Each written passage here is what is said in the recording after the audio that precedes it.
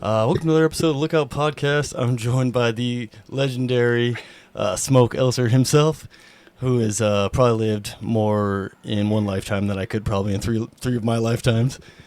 Pretty incredible stuff. Just a little brief overview. I mean, attended university here at the University of Montana. That's correct. Smokejumper. Yep. And then Packer in the Bob Marshall Wilderness Yeah. for over 50 years. That's right. Spent over 8,000 nights in the Bob Marshall Wilderness. A lot of them, yeah. Holy Yes. cow. Yeah, and then helping out with the Boy Scouts, helping out yeah. with Montana Elders. Yep. And am I missing anything off the top of your head, Smoke? Yeah, the backcountry horseman. Oh, in the backcountry. Started the backcountry horseman here in Missoula, Oh, beautiful. following the Flathead group. The Flad? Huh, never heard. Yeah. Never heard of the Flad. Well, I don't want to get too ahead because I want to have you kind of start from the beginning. Sure. So what brought you to the University of Montana in the first place? Well, the first thing is I was born in Ohio, in the middle of Ohio, and went to school there in the high school and played football. And boy, when I graduated, I said, I want to get out of this area. So two friends of mine and I, we rebuilt an old 39 Chevrolet four-door car and drove it to Montana, where I had already applied for a job on a lookout in the Helena National Forest. So we drove, took us 4.5 days to get out here. And they were going to look for work too, but they only stayed a couple of days and then they headed home. They were homesick, I guess. But I got a job, and I had a job on the lookout. And I didn't at first know what that even meant, and so they explained it. The Forest Service did. I worked for a guy by the name of Bill Fallis. He was a ranger on the Canyon Ferry Ranger District, and loved the work. And he sent me all around the first couple of weeks to lots of places like Lincoln, where I got all my training, first aid and all that kind of stuff that they always make you take lots of it. Yes, sir. And then how to fight fire. And so I did that, and then I went up to Hogback Lookout. I went up there right at the 4th of July and stayed until almost the 1st of October. And there was snow on there when I left. But when we went up there, we had to open up the lookout course and get all the window covers propped up and opened up. And we had to climb up on the roof of the lookout and put up the antennas for the radio and all that kind of stuff. Oh, yeah. This lookout, fortunately, sat almost on the ground. Oh, nice. Yeah, it was pretty low. Yeah.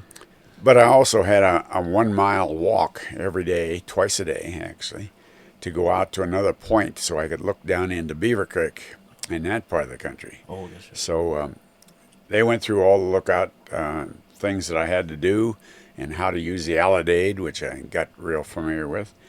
And, of course, they left me there, and I had groceries I'd gotten. I didn't have any money. So the ranger went to a grocery store right near the ranger station there, talked to the owner, and he said, let him charge, if you'll let him charge all his groceries there, why then we'll be all set.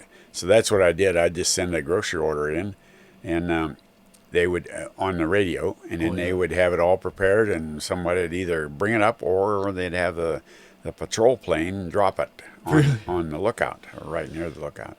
So at any rate, that's how I like, and I loved the lookout. That was a good job. My job was in the morning, get up, take the weather, figure out what the weather was. You had to determine the wind velocity, the amount of moisture in the air, and of course the temperatures. Oh, yeah. And we had to do that about 4 times a day out of that lookout.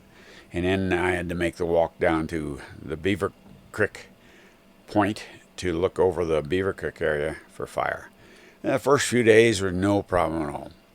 Not long come about the must have been a week or so after I was up there, I see these big clouds building up in the west coming towards the lookout. And they always told me, they said, now when you get into a lot of lightning, sit on this chair with the glass knobs on the bottom and put your feet on that stool with the glass knobs. So I didn't think much of it, but pretty soon that storm got real close, and man, it just shook that building something fierce. and really bad. And I was sitting in there, boy, I was wondering what I'm doing here. And of course, it blew out the radio, naturally. The radio was gone, and I could still remember there was a kind of a red ball flying around on the cook stove, which was a wood cook stove. And Just like from the lightning, the yeah, electricity? lightning. Yeah, Oh, yeah, wow. lightning hit that hit that building real bad, and it was protected. The Forest Service had put protection lightning rods all the way down to the end of the ground and way out away from the lookout. And the ranger, when he left me up there, he said, "I'll tell you what." He said, "Now there'll be there's rain barrels on all four corners, and they'll fill with water after when you get a rainstorm, and you'll want to have a bucket so that you can throw up on the lookout because it's going to catch fire." And that's what happened. The lightning storm, as it got there, I could all of a sudden smell smoke in the building and everything else. And as soon as it got a ways away from me, I went outside, and the corners of the lookout were burning. Oh, wow. So I had to throw water on those to keep them out. Was that from where the lightning rods Yeah, came down? where the off lightning corner? rods came over the corner. Yeah. Yeah. Wow. Just yeah. built up a ton of heat, probably, right? Oh, yeah, a lot of heat right there. Yeah, Wow. because of the heavy wire and everything. Yeah, it was kind of an interesting deal, but I loved to look out. I got to chase lots of ptarmigan birds up there, and a lot of Franklin grouse, and every walk out to the lookout kept me in good shape. I walked 2 miles, 4 miles each day, so that was good. Yeah, to the point. And Yeah. where was your water coming from at that Well, point? they hauled it up. Oh, We beautiful. hauled up 4 milk cans full of water, and that was to last me for until about the middle of August, and then they come up and refill them. And when the ranger come up to refill them, he said, "I'll tell you what, why don't you got your driver's license for the government, so why don't you take the truck and go down and get water?" And then he said, "I'll point it out. And there was a spring down there that I saw people going in and out of it all the time. And I drove the truck down and got my own water. That was the only time I got off the lookout. Man. And but it was really nice, and almost no visitors ever. The only visitor I had a lot of was the guy that fixed the radio. Oh, His name was Penn Edwards. He lives just down below me now. I see him all the time, talk to That's him awesome. a lot. Yeah. But his father, by the way, was the owner of the Whitetail Ranch. Anyway, I got to talk to Penn about once every time a storm would go through, the radio would be blown out. He'd come up. He was a radio expert. He'd fix the radio. And while he was fixing the radio, I'd usually bake a pie in the oven on the lookout, and we'd sit and talk. And he'd always bring me newspapers and magazines and that kind of stuff. So that's how I spent my summer. And that summer was wonderful. Oh, I bet. And Penn Edwards told me about his father running into the Bob Marshall and being an outfitter and packing horses into the backcountry. So Is that what gave you the bug for the Bob Marshall yeah, wilderness? somewhat. Yes, somewhat. Then the next year, of course, I stayed there as long as I could, and then the ranger, he knew didn't have much money, so he said, "Well, I'll tell you what, we'll put you on it for a couple of more pay periods. You can stack brush." So that's what I did. I worked with a guy by the name of Cloisy Mann. He was a great guy. He taught me how to live, really. Anyway, he was good with horses and really a good man with knowing how to do everything. And we stayed in a small trailer like this up at the end of the road and stacked brush for a sawmill that was operating in that area, the Casey sawmill operation. But anyway, I was able to stay there until about the 1st of November. Oh, no, almost Thanksgiving, about a week before Thanksgiving. That's really And good. then, yeah, it was a lot of snow. We waited in the snow, and I didn't have winter clothes, of course, coming from Ohio, not real winter clothes. So I went to the Army Navy and bought all kinds of old military stuff, and that worked great. Heavy boots and all that stuff. Wool, like, a lot of wool. Yeah, a lot of wool and a lot of stuff with fur around the edges and all that stuff. But it worked out good, and we stayed in that trailer, And we could heat the trailer all right, but the truck would always freeze up. Oh no. And couldn't hardly ever get the truck started. So every day we'd have to build a little fire outside, and put all the put some of the coals on a flat pan, and then push it under the truck, and just let the coals lay there for about half an hour while we ate breakfast. And when we got done with breakfast, the truck would start right up, and away we went, do our work. So Yeah, I've heard of folks doing that in Alaska. Oh, yeah. Do this similar thing there. yeah, and I do that yet around here. I had a tractor up in Gold Creek here that I worked at a ranch there, and we had to always put coals under it, or we had pretty good fire under it one time. Yeah. Yeah, you have to kind of watch it, but it'll warm up the oil, and especially in a place where you don't have electricity.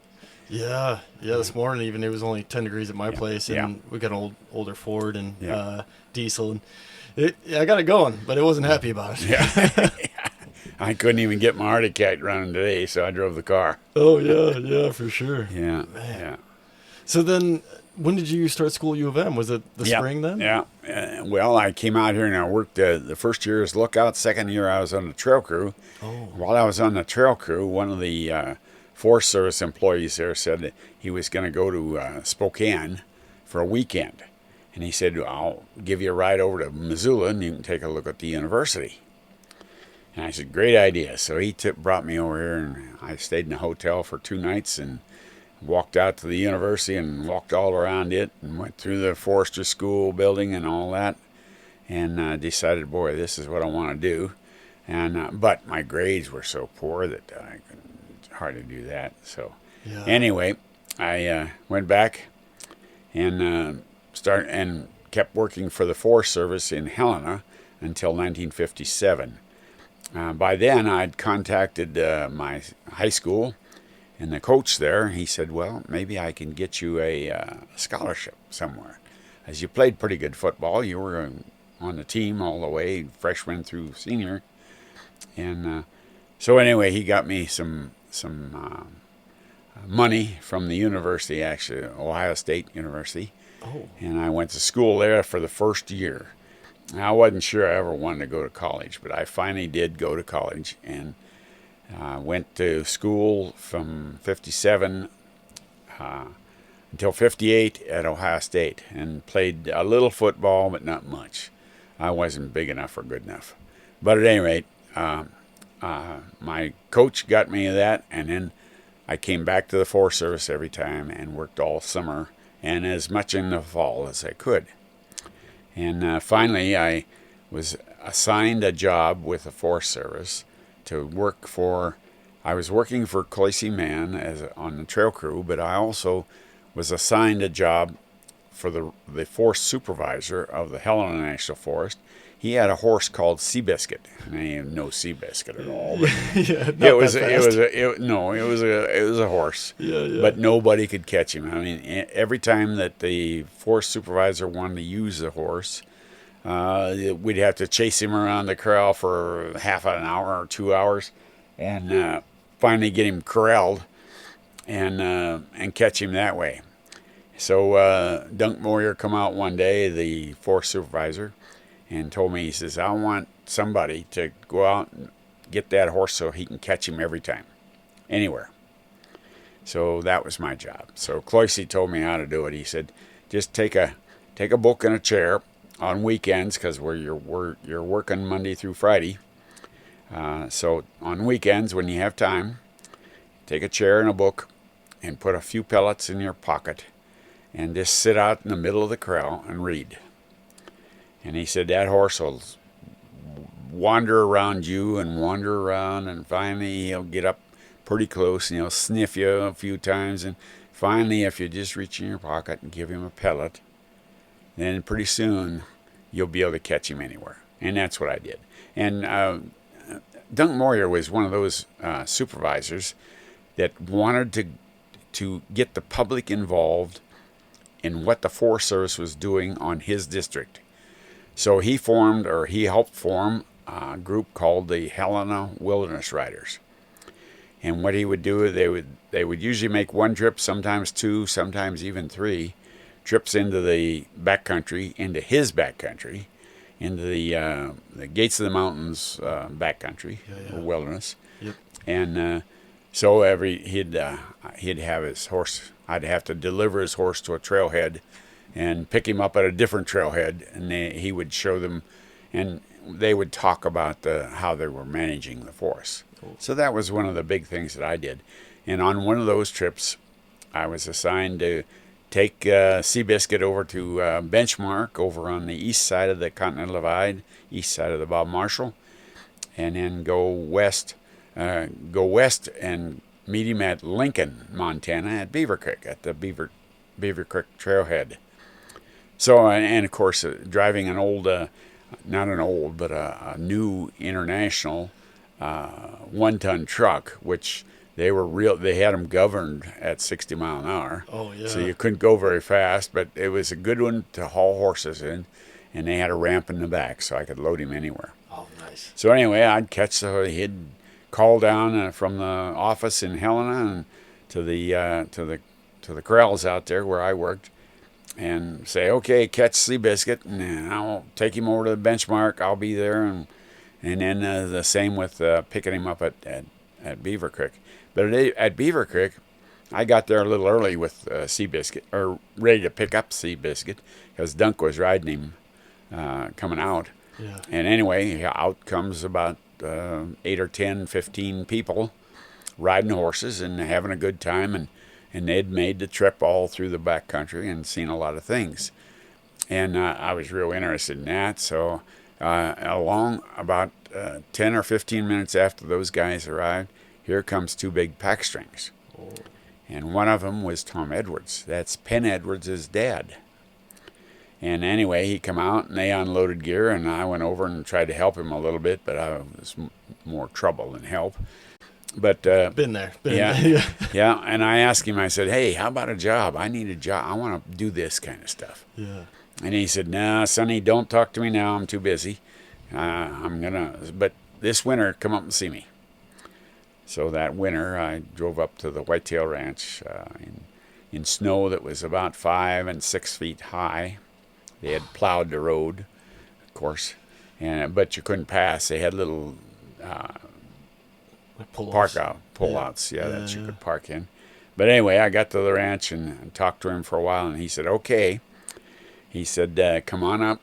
And he said, we'll put you to work, but you got to work free for the first 2 weeks. He said, I'll feed you and give you a place to live and everything else, but I don't know what you know about horses and about mules and about packing into the backcountry. So prove your worth a little bit there, yeah? Prove my worth, yeah. So anyway, I did that and got going with Tom Edwards and packed them with Tom Edwards for 7 years. But in about the second or third year, he took on a partner, which was his cousin, Howard Copenhaver. Oh. And Tom had his wife to do all the cooking. Well, I did all the cooking for Howard Copenhaver's pack string and packed a string of mules that I used to haul kitchen gear. Oh, yeah. But anyway, that's how I kind of got started into the business. And Tom helped me out as much as he could. He showed me how to write letters and contact guests and how to convince them to come to see the Bob Marshall. Man. So I did that for from about 57 till 63. What a wealth of knowledge, though, gaining Oh, all yeah. that, like. Yeah, and Howard Copenhaver had been a packer there for years and was in World War I or II, and got his back broke on a torpedoed ship over in the Pacific. Holy. But just tough as nails. Yeah, he was really tough. Yeah, good guy. Both of them are really good. And Helen Edwards and Margaret Copenhaver, they both helped me a lot too. And so when I talk about a great education. Oh yeah, they really. I worked for them for 7 years, like I said, and I cooked and packed and wrangled all their horses, helped them shoe them all everything at the ranch. Yeah, because that's what people who aren't familiar Yeah. with packing or That's right. Yeah, even the outdoors, Yeah. like they don't Yeah. understand. Like No. there's so many layers, and That's right. even be able to cook Yeah. to where people want to eat it. Yeah, is right. important Yeah, too. that was a problem. Yeah. Well, not always. It was good either. Yeah, I've been there. That's why I bring it Yeah. up. Yeah. Yeah, I remember packing in with Howard, and we had chicken, but it was frozen. And when I got in there, well, about the third day, he said, well, we better have that chicken. It'll be thawing out. And I got it open, and it was hard as rock yet. So I fried the hell out of it, but still didn't get it quite done enough. Oh no. So it was kind of hard, and I had to refry some of it and Yeah. recook it up. But at any rate, we got it done. Yeah. And the only way to learn is by doing, Yep, that's right. And they let me do a lot of things. Jeez. That's huge. And then when I finally decided I wanted to get into the business, Tom showed me all the insurance and all the nicks and corners that you had to do in order to become a registered commercial outfitter. And Howard also helped me with stock. Matter of fact, on Thanksgiving in 1963, he called me up and he says, come on up, we're going to have Thanksgiving dinner. So I had married, at that time, I married my wife in 1958. Thelma, she was from Helena, and had been born and raised right there. So anyway, we had bought a house trailer in Ohio and towed it out here and kept it at Elmar Estates. Oh. But anyway, I was going to get in the outfitting business, but here I just lived in a small house trailer. It was only about 29-foot house trailer Oh yeah. with, masonite outside covering. Oh really? So it was pretty cold and not I was gonna not say, real good. Not a lot of insulation on that Yeah, sucker. not much insulation. Yeah. But at any rate, we managed to make that. But Howard called me up and he says, "Come on up for Thanksgiving dinner." And he said, "Have you got any trucks or anything?" And I said, "Well, yeah, I traded an old Jeep that I had and got a 2-ton stock truck with a rack." And he said, "Well, bring it up, drive it up here." And I said, "Well, geez, that's a hard thing to drive, in that kind of distance." Yeah. And he said, "Well, no, the snow will be bad." And he said, "I want something that is high. Oh, high clearance. It'll Yeah. clear." Yeah. Was that a kidney beater? Because Yeah. it could beat a 2-ton. Oh, yeah. Yeah. Oh, God, yes.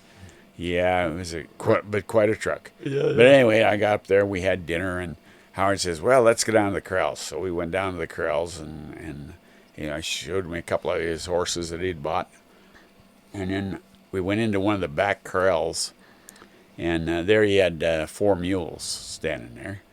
And I knew all those mules. I'd packed them for the last 7 years. Yeah. Anyway, he said, "I'm going to make those available for you if you want them." And I said, "Sure, that's why I wanted you to drive your truck." So he sold me those mules for almost nothing. I think it was $50 a piece. Oh, yeah. And I bought 4 mules. And, Buck, Mose, Roney, and Sal. So. Yeah. And I was going to ask you this earlier, Smoke, but what's the benefit to mules over like a heavy horse? Yeah. Well, there's a lot of advantage. First of all, horses have bigger feet, and mules have narrower feet. That's the first thing. The second thing is mules going downhill and take real small steps, while a horse takes almost a full step, where the rider or the equipment you got packed on him lurches back and forth, and that'll get a load loose real quick. Doesn't take very long. So mules are better that way. And mules, if you have a good horse, we call them bell mare, which we had one, Molly. She was good. And what we do, we could put her on a picket, and the mules would never leave her. Oh. And she would kick heck out of them, but they would never leave her. So we could turn our mules all loose and let them graze all night, and in the morning there they'd be. Yeah. So that worked out real well, and that's why mules are better. And besides that, they live longer. Oh. I have a mule over here right now behind me in the corrals that's over 30 years old. Whoa. And I have also a horse that is over 30 years old. Yeah, that's And rare. yeah, that's rare. Yeah, they don't live that long usually. No. So, but at any rate, mules are really great, and I like mules because they have a personality. Matter of fact, after I was in the business for about 10 years, I bought a jack or had a jack, and raised my own mules, Oh, really? and had all my own mule string. Oh, So, that's incredible. so That's what I've noticed in my little bit of time around, packers and pack string Yep. is like the personality. Like each one of them, Yep. are so Yep. unique and, Yep. and Yep. friendly, like you said, that they Yeah. can be really great, almost like dogs. Oh yeah, they follow you around and everything else. Yeah. And the mules, like I say, have a good back. However, the smaller mules have real round backs, but the taller mules have kind of a wither that you can attach the pack saddle, so it doesn't roll very much, and that works real well. Yeah, I bet. Man, I've seen a handful of just some massive mules in my day too. Oh, I didn't think they'd get so big, and all of a sudden you Oh, yeah. get next to one of those monsters, you're like, holy cow. Yeah, I've A had big some animal. real big mules. I raised, as a matter of fact, I usually bought draft horse mares, especially after they were done working, and then breed them, and I got big mules out of them. Oh, yeah, that makes sense. Yeah, I raised a lot of mules. Yeah, because I really like a big draft horse. Just being around them as a kid a little bit, and they're just unique. You don't see that many of them. Yeah. So I was always wondering, why but it makes sense, more of a flat ground animal for like pulling plows and stuff, right? That's right. That's what they're for. Yeah, man, I saw a cool picture of a bunch of drafts pulling. I mean, it looked like they were kind of tilling the land up there at Gates Park at the airstrip, but I don't know what they were doing. Yep, yeah, they were Is that what grading they were it. doing? They were grading it. Oh, grading it. That's what it was. Yeah, grading it. That's what they were doing. Yeah, that's very cool. So, a draft is better for that kind of versus a mule. Then? Yeah, because they walk there and they have big feet and they eat a lot. Yeah. And but I like the mules real well. And matter of fact, I used to harrow my fields right here with draft horses. Oh, really? And I used those mares then to breed the jack and get mules. That is cool. Yeah, so get full use out of them. Oh yeah. So, sorry to cut you off on the story. So at that point, did you have 4 mules then? Yeah, I had 4 mules and a bunch of. I bought 13 horses from an outfitter in Ovando that was going out of business. Oh yeah. Because of his age and he liked the bottle pretty well. So he was going out of business, and the sheriff was going to have a sheriff's sale on his whole outfit, all but his land. Oh. So I managed to buy this stuff before the sheriff's sale, and bought a whole outfit. Borrowed money from one of my friends that I'd packed in the hills in Missoula, and we bought our first pack outfit for $2,000, and I had 13 horses and about 4 mules from Howard. Oh yeah. So we had a pretty good outfit to start with. Yeah. And the saddle, not all the saddles came with it. I had to buy other saddles too. But at any rate, we got started, and we kept them out at the Omar Trailer Court here in Missoula on Highway 10 West. The owner there had just bought a field that he was going to improve his trailer business there. Yeah. So we kept our horses right there, right next to the trailer, virtually, for the first year or so. Yeah. And then the guy that I'd borrowed the money, the $2,000 to buy the outfit, he had a ranch up Gold Creek, the Gold Creek that's up the Blackfoot. Oh. And he had one up there, and he had had a lodge and a barn, and I kept my mules up there and horses up there then for about 3 years. Oh, nice. While we were getting going. Yeah, a little close to Bob Marshall Wilderness at least. And the man that I bought the outfit from, he couldn't part with them. Boy, he loved them, and so he stayed there at the lodge in the winter even, and took care of the animals there, and then helped me and taught me where to guide people into other areas. Oh yeah. So he helped a lot, and that's great. showed me a lot of little tricks, little gimmicks. Yeah. One of them was to use castor oil in their saddles, and not neatsfoot oil. Castor oil is a vegetable, and neatsfoot oil is an animal product. Oh. And the animal product will mold. Well, vegetables usually don't. Oh, that makes sense because I've seen some moldy saddles and stuff Yep. before, and I didn't Yep. know why. Yeah, that's why. That one saddle I showed you in the barn here is Mm-hmm. moldier than heck because I picked it up from a friend. He wanted me to have the saddle just because it was an old one, Yeah, yeah, and I haven't had time to clean it up yet. Get yeah. it ready. I mean, it worked out great because then you could show me and Oh see yeah, firsthand. you can see it right away. Yeah, I had no idea. I thought there was some moisture, like some water had gotten in on this No. guy's tack shed. And, No, Ah, no. Yeah, that saddle just molded right there. man. None of the others were molded. Not No. a single one. Yeah. Oh, man. Yeah, that's true because that's something I'd never Yeah. heard of. And I've been Yeah. around horses most of my life too, Yeah. but Yep. yeah, had no idea. Yep. Horses are great. I like horses. Had some of the best. Yeah. But as time went on, I used built a full pack string of mules, which I liked real well. Actually, two pack strings. At one time, I ran 75 head of horses and mules right out of this place. But I had all of the back country here, all of the public or the open space that the city bought. Oh, That I leased it all. And I leased a lot of land from the Montana Power on the other side of the Rattlesnake. So it worked out pretty good. yeah, up there towards like the waterworks area, Yeah, right? water, all of that. Yeah. I had that all leased. Man, that had to be cool. Yeah. Especially being like here, able to look out and Oh, see yeah. all your animals real easy, yeah. behind Yep. the house or across Yep, the way there. right away, and I could have a runway that I could run them in, go up, round them up, and push them down to the barn. Yeah. Oh, that's incredible. So it worked pretty good. So what was the next move after that then? Well, then we of course we out at Elmar we decided we better get a place and Yeah. Wait, shoot, I forgot to ask you the smoke. Is Yeah. Elmar right there by the AFD? By the Smokejumper Base? Is that it? yeah, Like- it's the next one down. It's I at thought the gas station there. Yeah, that's Yeah. it. That's Oh, it. Yeah, wow. right. That's it. On the left side of Highway 10. Yeah. and that was before you were smoke jumping? You were out there?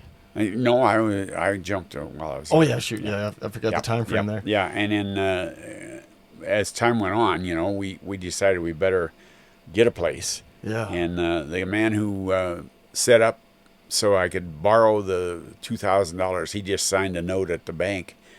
His name was Fred Plummer, and Fred says, "Well, I got this little ranch up Gold Creek. Why don't you? I'll just let you lease it for nothing."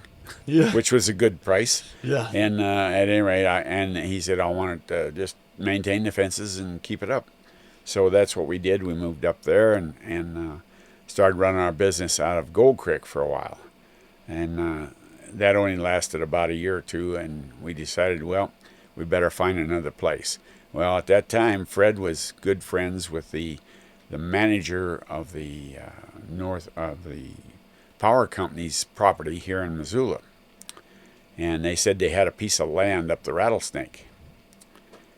And Fred says, let's go up and look at it. So we drove up here and looked at it, and I saw the big stone barn here, a big one, but it was just full of cow manure. And no doors, no windows, nothing like that, no electricity in it at all. And he said, well, what do you think? And I said, well, there's a little pasture here. I said, there's about 80 acres here that I can use. So he said, well, let's see if we can lease it. So I went down. The Montana Power leased it to me for $200 a month or a year for about 5 years. And then, of course, the rent went up and up. Oh, yeah, and yeah. eventually they decided, and of course, what we did is we moved a house trailer up here first, lived in that, and then got a double wide trailer, which was much bigger for crew and everything. And then as time went on, we managed to get up and build a house here. And after we bought the property, the Montana Power, they decided they were going to subdivide. So they put all the Rattlesnake land that they had, which was quite a lot, and they started a Sunlight Development Company to subdivide all their land. Well, Fred had talked to the manager here, and the manager come up and talked to me, and we talked and looked the place over a little bit. So he says, "Yeah, we'll if you want to buy 10 acres of this land, we'll sell it to you." And I said, "All right." And then they made a deal with me. They said, "Well, all of your rent now, we'll call that the down payment." Whoa. So I had 20 years of rent. Yes. That they put on there for the down payment, and I bought it at a reasonable price. and I bought 10 acres. That's great. And after I bought it, and we moved up here and got our trailer all situated, and no water. I had a spring up back. I ran water down the hill and into a place where I could get it for the house. Carried water in with buckets, and we also cleaned out the barn and got doors on it. Found the doors buried under the manure. Really? Yeah. And you're just hand shoveling it all, right? Yeah. Smoke? Oh yeah. All hand shovel. Man. Yeah. You can't. The barn has no doors big enough for any Equipment. mechanized equipment. Yeah. Oh. But anyway, we shoveled it out, and by golly, after we were here about a year or two, I thought, geez, I better make sure that Montana Power knows that they got this barn here. So I called the guys in Butte at Montana Power's headquarters, and Northwest Energy actually. Oh, gotcha. And anyway, they looked up all the papers they could find, and they said, no, we don't even know we have it. It's yours. Oh, that's great. So I ended up with a barn too. So. Oh, that is awesome. But anyway, I started operating then right here.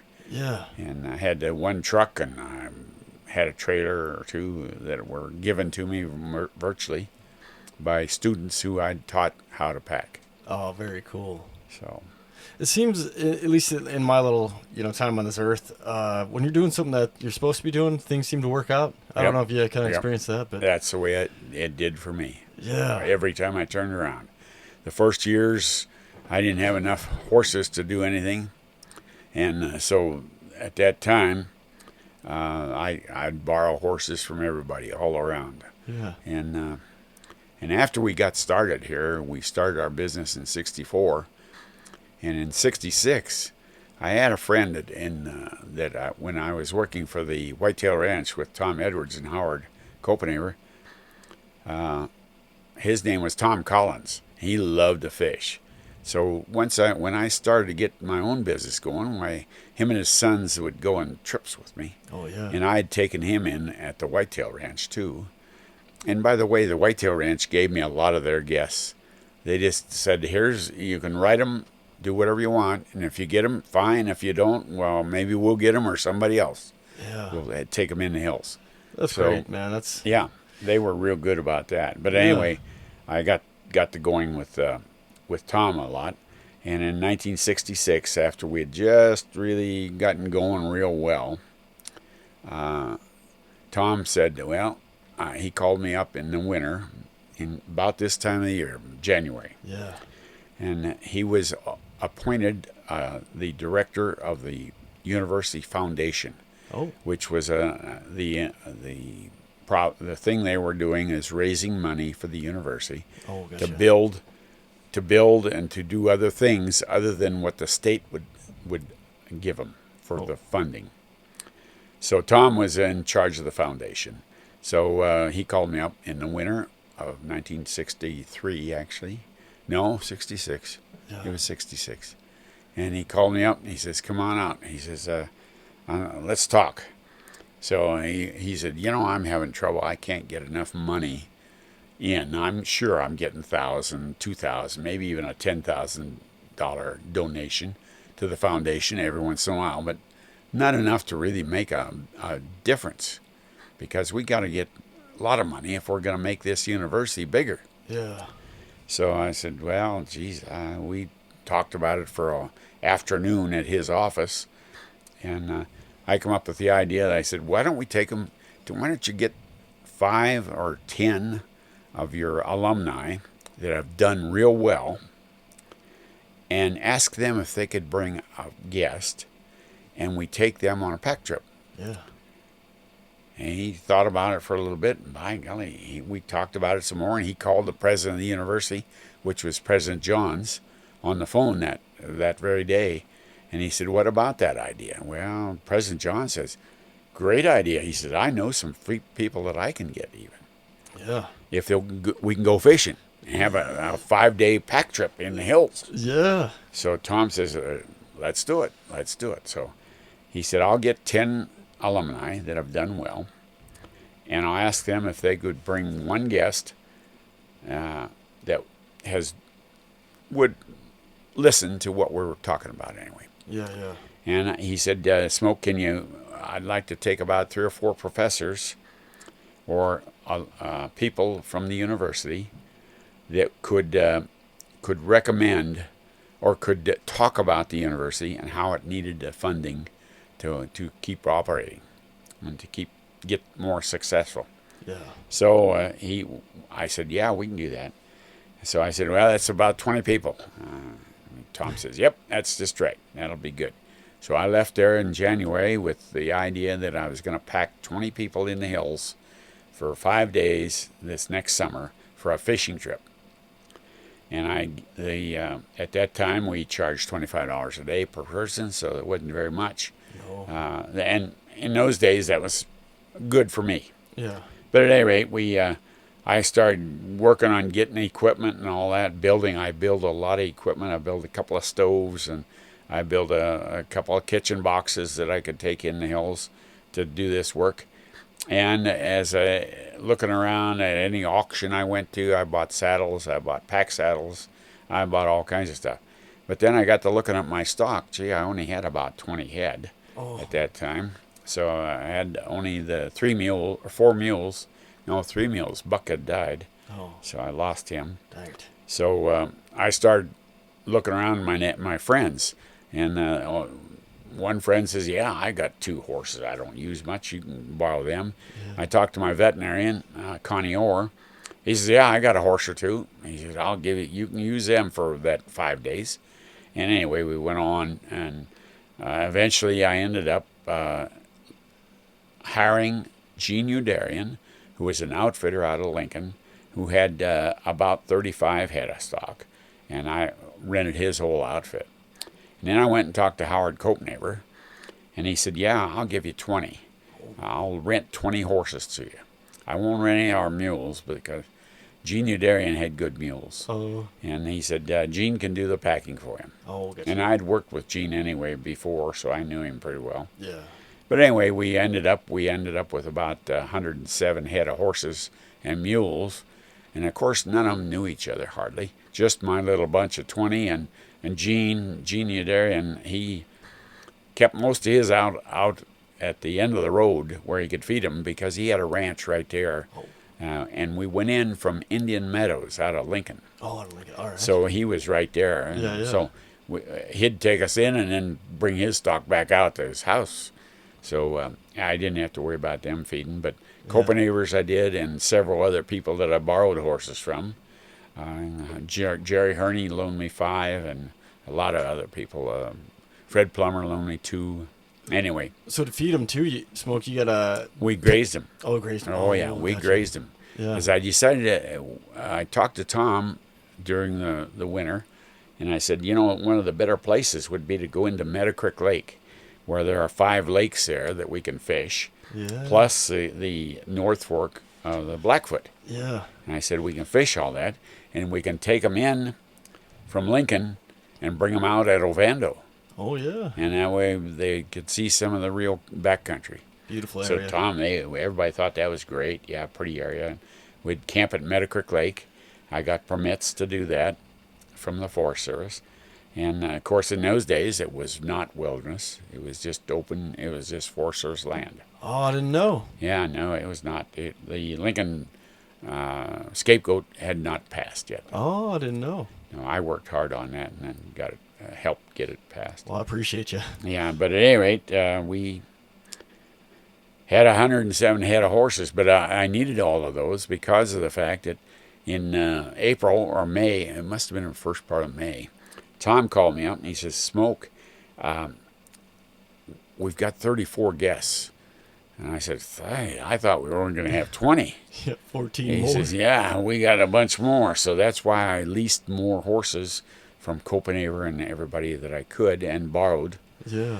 And a matter of fact, I rode a horse that was just barely broke. A lady wanted him broke, so I thought, well, we'll take him on the trip. Yeah. But at any rate, we packed in Tom had started the Grizzly Riders with President Johns, who was president of the university. They had already started a promotion for the foundation. Oh. And they were going to call them the Grizzly Foundation. And they had gotten a lot of people from New York and different places that were connected with the university in some way to donate some money, but not much. Yeah. They were not getting anywhere. They had a Rockefeller, in a matter of fact, Jeez. in one of them. And but at any rate, Yeah. he says, well, we're going to really push this. And I think we'll call it the Grizzly Riders because we're going to ride horses. Yeah. And a lot of those guys liked it. Bob Binger was the land manager for the Northern Pacific Railroad at that time, and he was one of those guests. But anyway, It got a nice ring to it. yeah, Grizzly Riders. yeah, Grizzly Riders. So that's what we started. And the first trip I took in was 34 guests and about 107 head of horses. And of course, That had to look incredible. Did you get any photos? oh yeah, I got lots of those. Matter of yeah. fact, the university did several books Really? about it. I've got them in the barn. Had to look amazing. Yeah, it was really something else. But anyway, we had a good trip. The only thing of it is, I made a big mistake. We tried to graze the horses that we had in there, and of course, Gene was there and took all his stock out. Mm-hmm. And we tried to graze the rest of them because I didn't have any place to put mine Yeah. other than up here that was barely fenced. And anyway, we decided to turn them loose at night and let them graze. And of course, those horses not knowing each other, and Howard Cope neighbors all went home. They went back to the Whitetail Ranch, Kleinsmith Flats, Yeah. and several others who just ran. They didn't know where they were at. Yeah. And so we wrangled. We were in there for 5 days, and we wrangled about 4 of those days because they'd get out and we'd have to go chase them down. They'd be on top of the mountain here, or they would go back out to the ranch.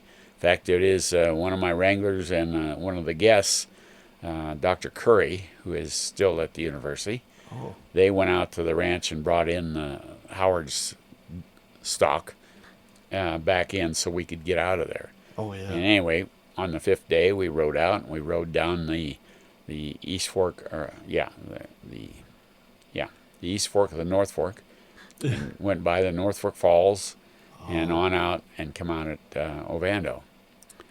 Of course, on the way up, the crowd, Tom had leased a bus to bring all the guests up, 34 people, and made arrangements at Trixie's Antler Saloon in Ovando to have her cook breakfast. Awesome.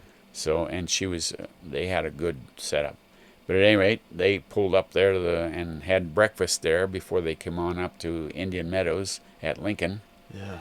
And we talked about it, and then, by golly, she cooked a great breakfast for them. And I wasn't there. I was up getting ready, all saddling all the horses we had and everything else, trying to get them shod. I had to shoe a couple of them and get them all ready to go. At the trailhead? At the trailhead. Man. Yeah, and anyway, we got them all going, and she even put on. She was a trick rodeo rider. Oh. Trixie McCormick, Really? come from Helmville. She rode with Wild Bill's West Show in Europe, Really? and was a trick rodeo rider, and so she had her rodeo horse there, and she was, of course, retired out of that business. And, Oh yeah. but anyway, she got Dollar. That was his name. And she got him out and put on her outfit and did a show for the Grizzly Riders there. How cool. Yeah, that was really neat, right in our parking lot. Yeah. And I knew Trixie real well. We stopped at Trixie's all the time when we come out of the hills. Yeah, great spot. Yeah, the guests always wanted a cold beer and maybe a hamburger. Yeah. So, Last time I was in there, the burgers are still great. oh yeah, they still are. Yeah, you bet. But at any rate, we went in the hills and came out and came back out of Trixie's and on into town. And that was what really started my business. Because all of those guys I became pretty good friends of on the 5 days because they knew we were just working our hearts out. Yeah. And so at any rate, from then on, I booked parties out of that group. Let's see, Vic Monahan, he owned the Cascade Pole Company out at Tacoma. Oh. And I took him in the hills many times afterwards. Let's see, Bob, I can't remember his name, but he owned a big trucking company. And Walt Syrah, he owned a music company down in Denver. And let's see, Bill Allen, He ran a little aircraft company over in Seattle called the Boeing, Oh. and several others. Yeah. But at any rate, I became good friends with them. Oh, yeah. Bob Hinden had a trucking company. Well, probably as soon as you get them introduced to that world, that country, at least for me, man. Anyway, makes me want to go back. Yeah, the trip was a success. Yeah. And those guys wrote checks. They at first they didn't write so many. They weren't sure they'd like it. A guy like, for instance, Ian Davidson, he come with us, and didn't ride much at all. Bill Gallagher, who owned the Caterpillar Corporation out here in town. Oh, yeah. Those guys didn't ride a lot, but Bill Gallagher liked to ride, and several of the others. Bill Pine from the Ford Motor Company, he liked to ride. And anyway, several others, they liked to ride. So we got a lot of riding in. Yeah. And they liked it. So Tom says, well, the next year we're going to do it again. But this time they weren't going to use me. They used another outfitter. Oh. And they went down to the Gallatin, which was good. Dwight Edgell was the vice president of the Northern Pacific Railroad. And he managed to get a private car from Missoula to the Gallatin. And they went down in that car and then went into the hills there. Oh, yeah. The only thing with it is the camp was very high. It was about 7,000. See, our camp at Meadow Creek was only about not even 4,000 feet. Oh, yeah. So we were low yet. Yeah. But anyway, they went up real high. And unfortunately, they lost a couple of guests up there due to heart attacks and high elevation. Yeah, I bet. So the next year, Tom says, I don't think it's ever going to go again. We lost 2 members. Dang. And it's all over. Yeah. But lo and behold, he came back and he says, yeah, I've got enough of these guys that want to go back. They want to do it again. Yeah. So let's find a place where we can do it, where we don't have to go into high elevation and don't have so much riding. On our trip, we had we would ride about 35 miles in 2 days. Oh, yeah. So that was a pretty good ride. Yeah. We'd ride in, that was about 24 miles in, and then another 25 miles out. So it was a pretty good ride. Yeah. So, excuse me. Oh, yeah. It's good, yeah. Yeah, got to get over that. Yeah. But at any rate, we decided, I looked around everywhere to find a place to where we didn't have much riding and could get into good wild country and good fishing. Yeah. And by golly, I found a place where we could fly them in. Oh. At Schaefer Meadow on the northern end of the Bob Marshall, which was about 160 miles from here. And I had, in the meantime, I had done a lot of packing up that way, mainly because the use days, the days that an outfitter could use in the southern end of the Bob Marshall, were all taken up. Oh. And I actually had to go up into that part of the country anyway, so I knew a lot about it, and had taken Craig Heads and a lot of other people into that area. Yeah. And I said, let's fly them in to Schaefer Meadow. It'll be about a 3.5 mile ride down to camp at Three Forks, and they can fish the Middle Fork, they can fish Scott Lake, they can fish Flotilla, and we can camp there. And I said, then we can just take them back up and they can be flown out. So Tom checked into it out at Johnson Bell Field and looked that all over and figured out how they could pay for that flight in. And they were going to fly in a DC-2 and what do they call that, trimotor? Anyway, a 3-engine airplane that was brand new. New, not like the old Trimotor or something newer than that. Yeah. No, these were new airplanes. Oh. The DC-2 wasn't. It was old. Yeah, pretty good size though, huh? Yeah. But it hauled a lot of people. Yeah. What the heck is the name of that airplane? I know my Rolodex of aircraft is going through right now. And I can't quite picture.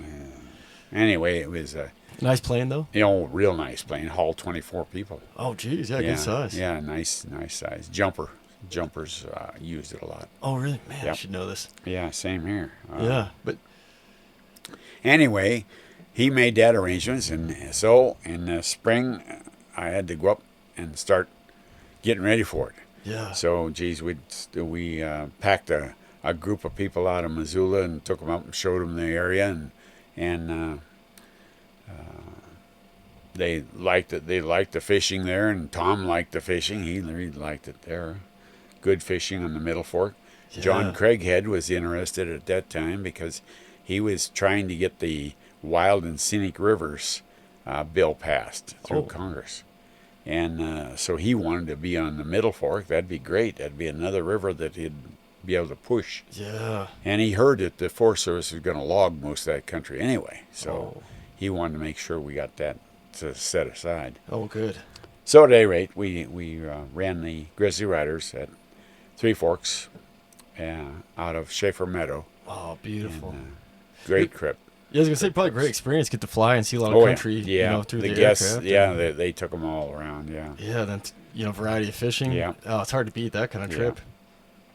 And then after that, the business was going there? Yeah. Or? Oh yeah. Then I was going. I packed in 8 trips of the Grizzly Riders. 8 different trips up the North Fork and down in Yellowstone Park. Oh, down to my Yellowstone? stock down there, and because we had in the meantime had taken a lot of guests in, and were able to buy another trailer and truck and had more business. Yeah, absolutely. Was able to do it.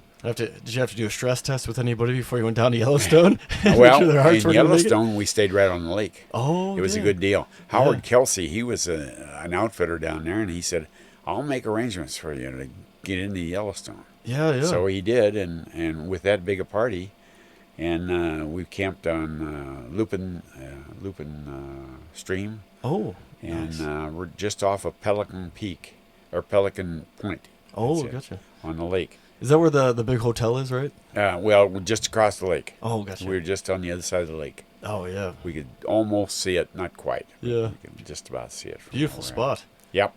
And they loved it. We had a lot of good times there. And I took them into the North Fork of the Blackfoot and into the North Fork of the Flathead out of Saunders Airfield. Oh. Which is right next to Glacier Park, and we rode into Glacier Park. Yeah. Kind of interesting because we didn't have to get a permit to go into the glacier. Oh. Yeah, that's strange. As huh? long as you ride in or walk in. In those days, you didn't have to have any Oh, permits. hey. So That makes it easy. yeah, Huh? it was real easy. Yeah. Man, that is cool. Anyway, that's how I got started. And I've been in the business for about 55 years. Made a living out of it, and still enjoy it. And the first few years, I couldn't hire anybody that had any experience. So I started teaching a packing class here. Oh. And I taught it for, about 50 years. And in the meantime, the Forest Service got a hold of me, and they said, "Yeah, we'd like to have you teach packing out at 9 Mile." Oh, yeah. So I taught at 9 Mile for 37 years how to pack the Forest Service, and I'd have usually 2 classes, 2 full-week classes at 9 Mile, and that helped bring in the income also. Yeah. And connect me with a lot of Forest Service employees. And anyway, I taught that out there. Yeah, I didn't even think to put that together. We were talking in your barn about teaching packing, but it makes sense, Like, It's still. I mean, it's probably always been a little on the rare side. Yeah, and it still is. I taught usually taught 5 classes a week. I'd teach 2 on Sunday and Monday, Tuesday and Thursday. Yeah. And teach in the evenings from 7 to 10, and on Sunday 2 to 5, and from 7 till 10 Sunday evening. But anyway, I'd get 12 to 14, 15 students each class, so that worked out pretty good. Yeah, what great knowledge to share. And Yeah. some of the YouTube videos that have you in them, the great reviews too. I mean, and the I would say the common thread is that everyone who worked with you, like there's this one fella, he's like, I was a young 19-year-old, tough as nails type of fella, and then I met Smoke, and he realized that he was tougher than I was and outworked me, and so that was kind of a cool thread. And then Yep. That was Robin. Yeah. Good man. He worked for us for a long time. Yeah, yeah, because you can kind of tell he was a pretty tough guy himself. And Matter of fact, I had one guy that came to work for me in the second or third year and worked about 5 years or 6 years, 7 years, and then went to New Zealand. Actually, went to Australia as a biologist and worked over there for 20 years. Now he's back here, and yesterday he was up here helping me with the stuff I was doing here yesterday. Yeah. Oh, that is cool. Yeah. Yeah, one of the folks too, when you're building the manis, they were talking about your, just your use of rope. They're like, it's like watching a magician go to work because of how you work the ropes, and it's true, especially if you've never seen it before, and you see someone like yourself, getting everything strung together, like it's impressive.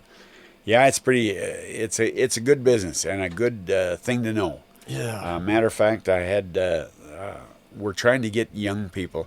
You see, when COVID started. I had to close my school, of course, because we were too close together. Yep. And we closed it up, and so the schools, all the schools in probably the whole country, lost about 4 years of outdoor experiences that they could get to. Yeah. That they were familiar with, because their schooling was all done on a computer, sitting at home looking at a screen. And that really ended that. So that's what I've been doing lately, is trying to get young people interested in the outdoors. And I just had a group, I had 3 young people take the packing class, and then they went to Reno, Nevada, to the Sheep Foundation this last month. Oh. And taught a lot of kids there how to pack. Very cool. And so I got more teachers how to pack. Yeah, that's good. It is great because, I mean, for development of the kids that, unfortunately had to go through the COVID part, like, I think it's a big part of your brain that gets shut down because you're not using like your hands to learn. That's right. That's right. And guys like us who grew up doing more hands-on learning, that's right. I think it helps develop some skills. I do too. I teach them how to splice ropes and all that kind of stuff, and it's kind of it's a good way to teach in the fact that you got to use your hands, but you also have to use your brain in order to get that across, and how to pack, and how to balance the load, and how to load that load. Yeah. Even like the ropes we were talking about, I watched a fella do it, and then I was trying to emulate what he was doing, and when I was at Gates Park, and I was just like, I couldn't get the ropes right, and and he'd come over and show me, and once he walked me through it, then I could kind of do it, but then it goes away if you don't do it, That's right. Yeah, Gates Park, golly, I spent a lot of time there. What a spot, huh? Yeah, good place, yeah. Man, where would you say your favorite spot there in the Bob would be? Oh, probably the top of the Chinese Wall. Yeah, never been. Haystack, yeah, that's a good place. That or at Big Prairie, that's a good place. Our Big Prairie's amazing. And another one would be Cabin Creek over on the Sun River. Oh, yes. And another place would be Young's Creek, right under Jumbo Lookout. Man. But to tell you a little something, you got time? I got plenty of time. I booked the whole afternoon for you, my friend. All right. You were talking about Gates Park. Yes, sir. I had my wife, she took on the Campfire Girl. Oh, yeah. And we had a whole bunch of young ladies that would take in the hills. I'd take them in the hills every year for part of their, just be a 3 or 4 day trip. Yeah. And anyway, we became good friends to them, and we still are good friends. But at any rate, one of those gals, her family, her husband, or not her husband, but her father, run a construction company. And the Forest Service, they wanted to use Gates Park more with bigger airplanes. Oh. So he said, well, I can level that field out for you and make it bigger for you.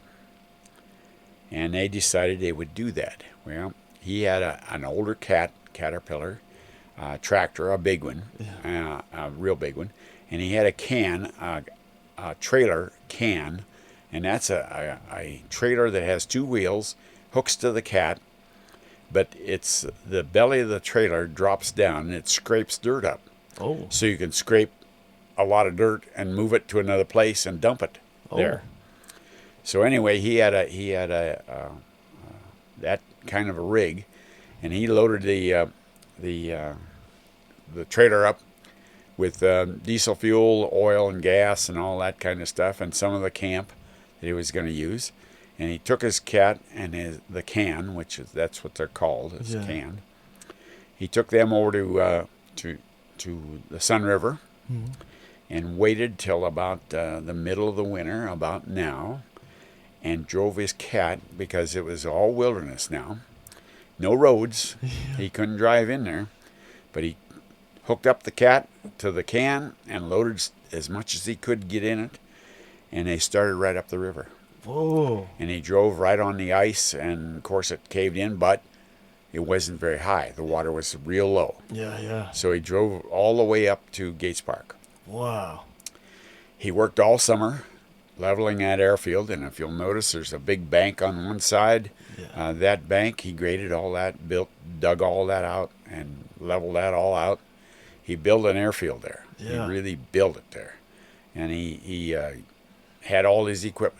Well, now it come time to get the equipment out of there. Yeah. And he said, well, this equipment is wore out. It's done. Oh. So he dug out a hole at one end of the field and pushed the can in there and buried it. And then dug another hole and drove the cat in, and they buried it there too. I heard rumor of this, and I didn't know it was true. Oh, yeah. Wow. Yeah. That is an impressive airstrip. Yeah. Oh, yeah. Yeah, it's an impressive airstrip. It's huge. Yeah. Because we jumped it, Oh, yeah. Yep. And when I hit the ground, I was like, I'm surprised the plane didn't land here. Yeah. Because we could have landed the DC-3, and they're pretty easy. Yeah. But I was glad, because I'd rather jump, Yeah, the DC-3s are good airplanes. Yeah. That's why, we used the 2 to haul the Grizzly Riders in. Yeah. And it wasn't but about 10 years after that they wrecked one of them down in the Bitterroot. Oh. And that ended the DC-2s. Oh, geez. I didn't know. Yeah, because they were real old airplanes anyway. Yeah. I know that's, the last DC-3 here, that was... Yeah. Was it? Yeah. They leave in 17? Is that when we retired it? That's right. Yeah, 17. Yeah. Yeah. Yep, people were pretty worried because it was built in. Was it built in 44? I think. Yeah. Yep. That's right. 44. So. Yeah. Right at the end of the war. Yeah. So they didn't really see the action, right? See, they used the DC-2, to drop a lot of paratroopers in the war for World War II. Yeah. And then the DC-3 took its place. Yeah, and one of the pilots was thinking that maybe the DC-3, the last one we had there, I think jumped 14, I think is what it was. Yep. Yeah, yep. and into the Man Gulch fire. Oh yeah. That's Miss Montana. Miss Montana, yeah. Did you jump out of that? I did. You did? Oh, that's amazing. Yeah, I didn't want to pivot to the jumping until we got all the packing stuff done. But I wanted to pick your brain on the jumping stuff too. Did you have anything else like the packing career and stuff before we jump over to the smoke jumping? No, we covered that pretty thoroughly. Yeah, the smoke jumping. I was getting into the outfitting business, and I needed money, so I worked summers. I jumped 2 years, and my knees wouldn't take it, so that ended that smoke jumping. Yeah. But I did develop a business with my stock in the fact that when they would jump, the Forest Service would call me where they were going to go, where they were jumping to. Yeah. And if there were trails and trailheads there, I would haul a couple of 3 mules and a saddle horse and pick up their gear in at the fire. Yeah. Instead of them carrying out their gear, because the gear you carried out was about 100 pounds, 90 some pounds. Yeah. And it was pretty heavy.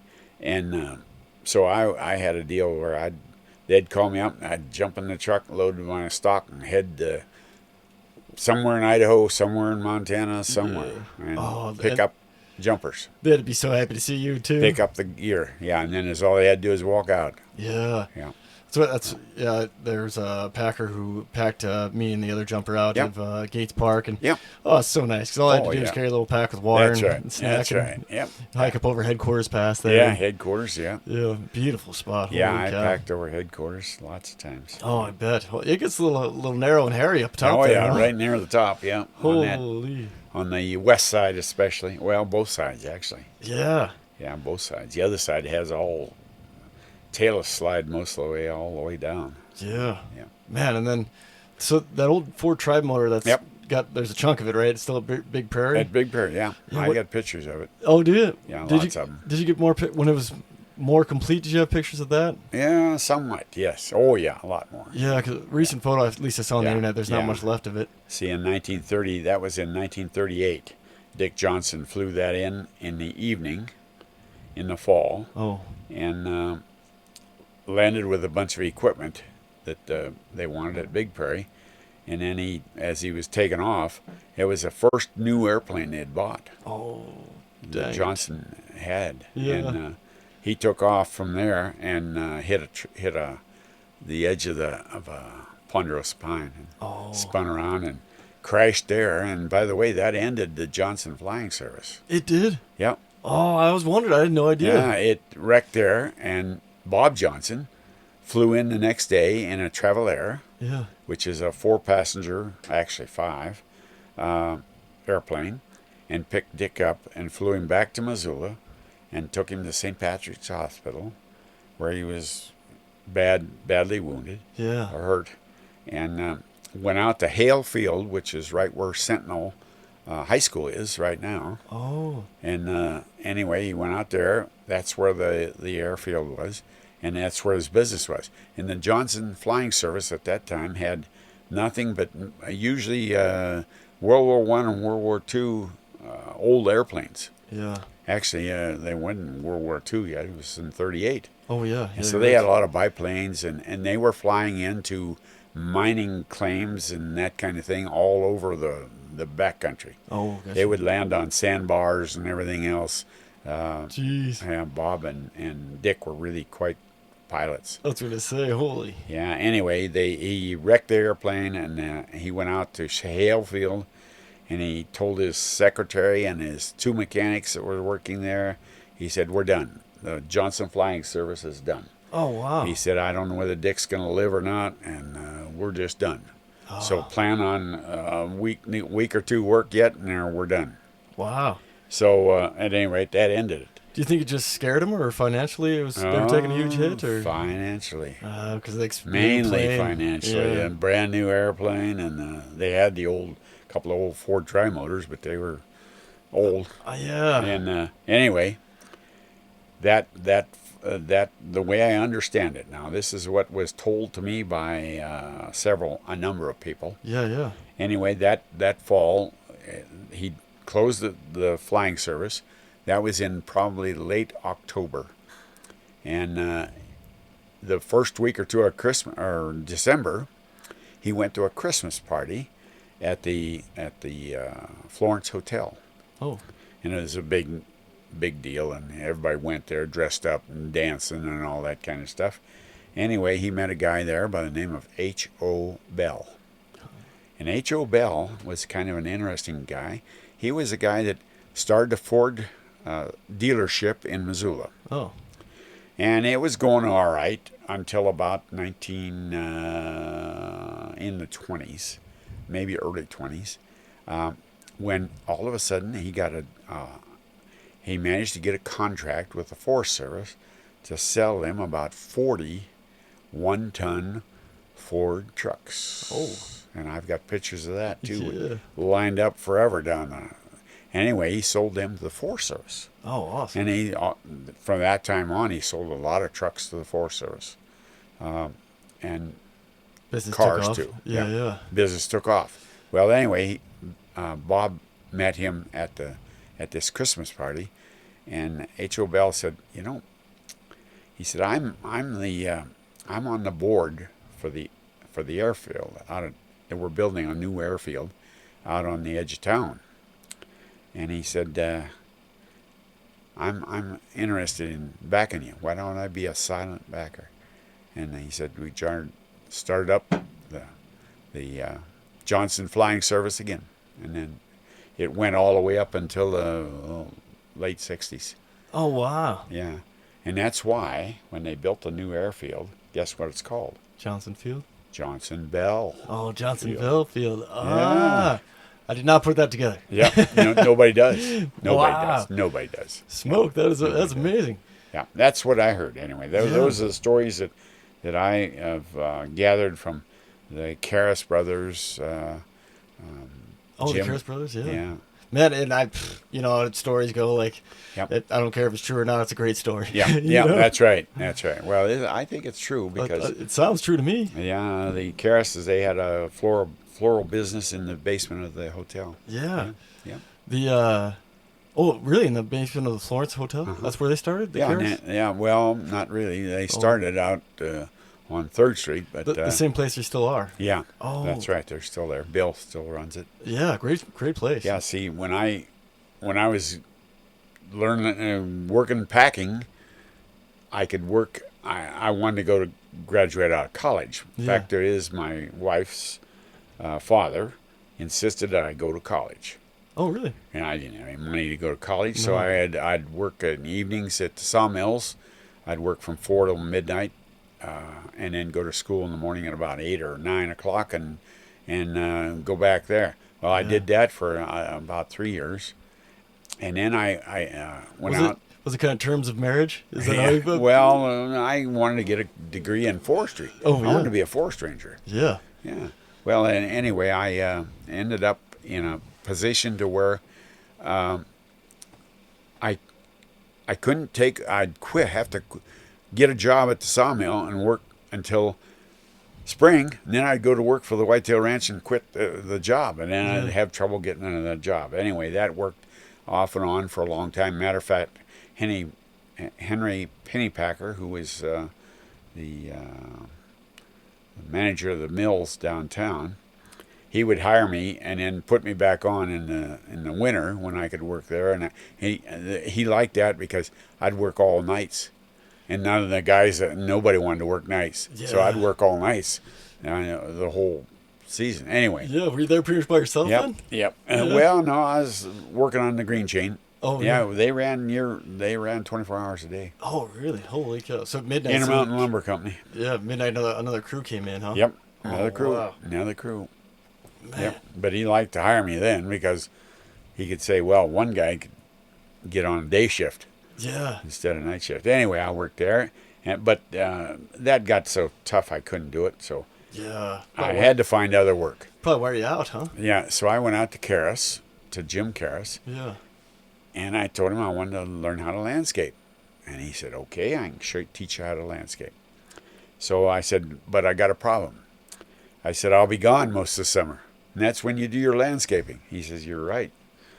He says, but I'll tell you. And he and I got along good because I could do a lot of it in the spring when he was planting a lot of stuff for houses and that kind of thing. Oh, yeah. So I'd really work. As a matter of fact, I put in most of the grass for the university out at the Elliott Village, I believe it is. Oh, yeah. Yeah, I put all that in. But anyway, he said, well, I'll tell you what. He said, I'll give you a job. And he said, you can work whenever you want to work. Here's the keys. And I'll pay you this amount of money. But if you quit school, you're done. Oh, that's you don't great. work anymore. That's a great arrangement. And so I'd go out there on Sunday mornings, and I'd go out there in the evenings and work. And he'd leave a list of things he wanted done, and became a real good friend of Jim Karras. Matter of fact, he'd in the spring he'd try to get jobs other than in Missoula. And Jim was flew a fighter airplane in World War II. Oh, wow. So Jim had an airplane, and he'd call me up and say, well, tomorrow, it's Sunday morning. He said, I'll meet you out at the field. And he said, we'll fly down to Hamilton, or we'll fly up to Kalispell, or we'll fly over to Helena. So we'd fly over, we'd land. He'd have somebody pick us up there, take us out to where we're going to landscape this and this and this. Matter of fact, the Daly Mansion down there. I planted all the trees on the end of the racetrack there. Oh, really? Yep. And they were pretty big trees. Yeah. Down there in Hamilton? Or? Yeah, Hamilton. Yeah. I did that.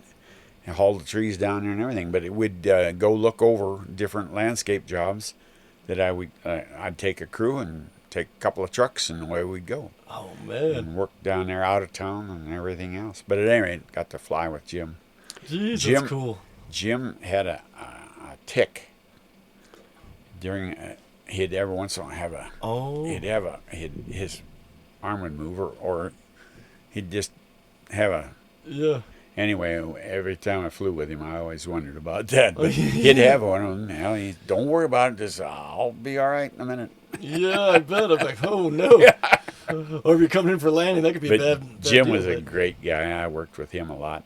Matter of fact, I babysit his two sons, Bill and what the heck's the other? And Bill, I keep in touch with all the time here. Yeah, and he's still running the business. He's there. running a business right now. Yeah, great spot. Yeah, he's a good guy. Yeah. Man, that is cool. Yeah. And I wonder what put the Johnson flying service out of business in the end there. You think it was just, or are they still around? I just don't know about No, it. they're gone. Oh. Now it turned to Evergreen. Oh, Evergreen. And then Evergreen sold out everything out here. Yeah, except Evergreen got really big. Yeah, they got really big. Yeah, because they're in Oregon too, right? Yeah, Evergreen is really big. Yeah. Texas and Oregon, that's where they're at. That's what I thought, yeah, because... they're really big. Yeah, and the reason why I know that, because I didn't know anything about that until recently, which is kind of great about the podcast, is just talking to folks, but Larry Lufkin, Francis Lufkin's kid, so Francis Lufkin, one of the first smoke jumpers, he had this cool red jumpsuit. Yeah. And after it got retired from NCSB, it went to Evergreen, their flying museum. But since the business was shutting down, the museum wasn't really running, and I don't think they even had it on display. And then, so Larry was always trying to get it sent over this way. Yeah. And they were trying to get replicas built. Yeah. And Kim Maynard and her husband were able to were able to go get it. And then now it's at the Museum of Mountain Flying here in Missoula. It is. Yeah, isn't that cool? Yeah. Yeah. The travel air they have there, I jumped out of. Really? Oh, that is cool. The 3 single engine. Yeah. 5 passenger. Kind of tight quarters in that one, huh? Yeah. Yeah. So you got to jump out of the tri-motor, the DC-3, and a travel air then, or? Mm-hmm. Oh, that's awesome. Yeah. I'm jealous of the. I didn't like the jump. I didn't jump out of the DC much. Yeah. But they had a what do they call them? Twin engine beach yes. craft. Yeah, I jumped out of them. I didn't like to jump out of them. I don't think I would like the beach. They had the twin tail section. Oh. And when you jumped out, a lot of times you'd see your chute slide right over that. And you always wondered, is that going to catch this time in that tail? Drag take you along with for a ride. Yeah, drag you along. Oh, man. Where you'd have to use your reserve chute. Yeah, and I had only seen pictures of the beach until I went to the Museum of Mountain Flying, and they have one out there. Yeah. And I was like, I was picturing in my head like the size of a DC-2. Yeah, no, it's not. little airplane. Yeah. I jumped out of it a lot. Wow. Was it a kind of a fight to get out the door? Because the door is pretty small, right? Yeah, real small. Yeah. Yep. And that's kind of why I got out of the smoke jump. I only jumped 2 years, and the reason I did that is that I was getting, 180 pounds is it. Yeah. Well, I'd have to spit and not eat and not drink anything before I got weighed. Yeah. Because I was right at that weight all the time. Yeah. So, and that doorway was always hard for me, but that plane had all kinds of power. Oh. Really had good power. That'd be a little guy with 2 motors. That makes sense. Yep. And it, if you could manage to work so you could get out that door easy. Yeah. And definitely smaller man's game for that one. Yeah. Yeah, even me, like my third year, I was starting to gain a little more weight, and the limit was 200 pounds when I was jumping. Oh, yeah. Yeah, and even then, I was getting close to being over it, and a few guys would have to be, wading in their underwear. Yep, that's right. Just like a wrestling meet. Not wear shoes. Yeah, you do all kinds of things. Yeah, totally. Yeah, hell. Yeah, now I think it's 210 or 215 because of Ram Air. Yeah. Well, they got bigger chutes. Yeah, bigger They got the octagon chute. Yep. Which is, or the... square. Yeah, the square. Yeah, the square chute. And we were jumping out of military 28-footers. Yeah. Orange and white. Oh, that's the only color. Yeah. That's all you could do, and we packed all our own. Kind of candy stripe too, right? Yep. Yeah. Yep. That's a cool looking chute. Yep. Was it kind of hard to see though because it was orange? Yeah. Yep. And we wore football helmets with just a single bar across the front. Oh, no. Leather Really? helmet and coveralls. Jeez. And the coveralls had no padding or anything. Oh, They were really? just coveralls. Jeez. Yeah, I love A lot of us would wear underwear, long handle underwear, plus our jeans, plus the coveralls. Oh, the extra layer, yeah. Yep. Yeah, because now we're marshmallows walking around now with all the pads we have Yeah, now. all the pads, yeah. Yeah. And we had to have white boots. Oh, really? And I don't know whether they require that yet or not. They kind of start getting away from it because now Yeah. you know all the hiking Yeah. boots that you can Yeah, wear. And yeah. the problem was initially because I had a pair of lows that were the hiker style, and but the heel's so short they're a little Yeah. worried about the stirrup Yeah. coming off of Yeah. your jumpsuit, you Yeah. know. But Yeah. we were able to get it secured all right. But the white's got such a big heel. Yeah, the whites. My pair is sitting in there on top Is of it? the counter right now. Oh, very cool. Yeah, Yeah, I went away jumped from the in. whites myself because I Yeah. I was thinking that big heel and hammering down. So Oh yeah. yeah, I wanted something a little smaller, Yeah. a little Yep. more soft too. Oh you know? yeah, yeah. See, I can't. That's why I told you I didn't like to walk around on the ice because I only can wear cowboy boots or whites. Oh, gotcha. Because I Yeah. got the high heel. Oh, yeah. Yeah, big heel. Yeah. Your back probably got adjusted to it over Oh time. yeah. Probably. Yep. Huh? Yeah. It has. It has. My Yeah. back bothers me yet, Oh, but I'm gotcha. over 90 years old, so Yeah, how old are you? I didn't even ask, Smoke. I'm 91. 91. Dang, man, you look great. I'm not. This is not lip service. I thought you were in your 70s. I was doing the Get math. serious. Yeah, I was doing the math on the Get way here, and I was serious. like, I was born in 34. "You're born in '34." Oh, Yep. wow, Yep. man. Yep. In Ohio, Yep. In Ohio. who just won the state or the national championship. Yep. So I meant to that's mention right. that earlier. Yeah, Yeah, so- that's yeah. right. Yeah. Go That's pretty Ohio. cool. Yep. Yeah. OH. Yeah, I knew Woody Hayes. Yeah. Oh yeah. Yeah. Man. Yeah, that's cool. Man, I did not know 91. Yeah, you look Yeah. incredible. Getting around great. No, I'm not. I mean, I'm old. Yeah, but you called me. You were shoveling out the barn or something the other day. You know. Oh yeah, well, yeah, I loaded a ton of hay the other day too. Yeah. Jeez, man. But I can always tell later. Oh, I bet. Yeah. Yeah. See, I was starting to have some issues with all the cowboy boots and, Yeah. and the logger style boots I'd worn because Oh yeah. Yeah. when I was going to University of Montana, I was trying to get into physical therapy. Oh yeah. Yeah. And the only dress clothes I really have are pearl snaps and cowboy boots. Same with Yeah, me. yeah, That's so- all I got. Yeah, so that's what I was wearing all the time around campus and stuff. And like Yep. by the end of the year, my back was giving me all kinds Oh, of yeah. troubles. But it was, yeah. but also because I think my cowboy boots are pretty worn, so I was Yeah. kind of wearing on the outside. Yeah. of Well, them. yeah. Like That's, that they all threw do. my back off. Yeah, Yeah. Oh, yeah. threw my back out. I mean. Yep. Yep. But how did you get? Shannon told me to ask you, your granddaughter Shannon, for the folks listening. She told me to ask you about Man Gulch and packing in the crosses, the markers for that. Yeah, when Man Gulch happened in the late or early 40s. Yeah, let's see. I'm trying to 49, figure out. 1949. 49, that's sir. when it happened. And by the way, I took botany from one of the fathers of one of the jumpers Really? that were killed there. Dang. Yeah. But at any rate, yeah, in packing, we had the first thing I did when I got to the Helena National Forest is that Cloyce Mann, he just asked anybody at the meeting. He said, "Anybody want to help me? We're going to go in and clean up some of the Man Gulch fire." Yeah. And I said, "Oh, I'll go. Horses, I'll get to ride. Yeah. So anyway, we went down to Meriwether and went in there, and went into the Man Gulch, and cleaned up. We were picking up cans and stuff, Oh, Pulaski's, shovels. stuff from the fire. That Yeah, was still the there. blades. Yeah, still there. How many years Yeah. later was that? was then? in 55, 56. Oh, wow. Yeah. Yeah. 6 years later. Yeah. Oh yeah. Yeah, it was still there. Yeah. And we were also putting in the wooden markers. Oh. We packed them in. Oh. Well, gotcha. then I quit the Forest Service and did my own packing, and then I started teaching out at 9 Mile, teaching the packing courses out there, Yeah. and I helped start the 9 Mile pack train. Oh, wow. That was mine and Bob Hoverson's idea. I didn't know that, man. Yeah, the Forest Service in the late, the mid '80s was getting a lot of gruff, clear cutting, and nobody liked the Forest Service. Yeah. When I worked for the Forest Service, I could drive downtown in a green truck and everybody they'd honk their horn or wave at you and all Yeah. that. Not anymore. In the 80s, everybody didn't like the Forest Service Yeah. very well. So what we did is I went in and Bob and I started teaching the packing out there in 1980, Oh.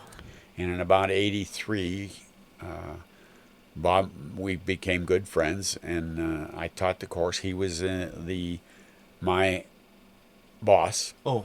and I'd teach the course, and because he and the ranger took the course here the year before. Oh, really? In 1979. And they liked it so much they wanted to bring it in house. They wanted to bring it into the Forest Service, Yes, so they sir. did, and that's what 9 Mile was set up to do anyway, is to teach packing. Yeah, it makes A sense. long time ago. It looks like it Anyway, looks like it, we got going with that, and everything was going good along, and along about, like I say, in the 80s, the Force was getting bad names everywhere. Yeah. They were getting sued by everybody.